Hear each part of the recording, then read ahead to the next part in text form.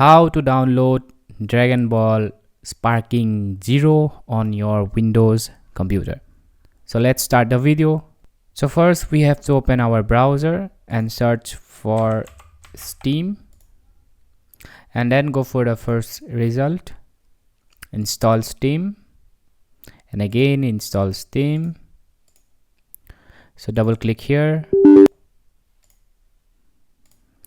Now we have to install Steam on our computer. Just tap next, choose your language, next choose your location for your installation, and then install Steam on your device. All right, so I'm not going to do it because I have already done it.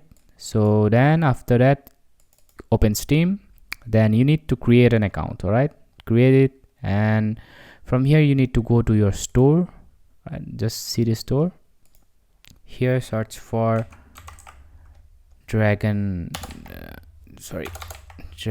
Ball Sparking Zero. Search for this tab here, and then add to cart, view my cart, and then continue to payment. Now here you have to fill your payment information. After you have done everything, just press continue. After just press continue. At the end, after paying your amount, go to your library. You will find your game somewhere here, and then just press the install button.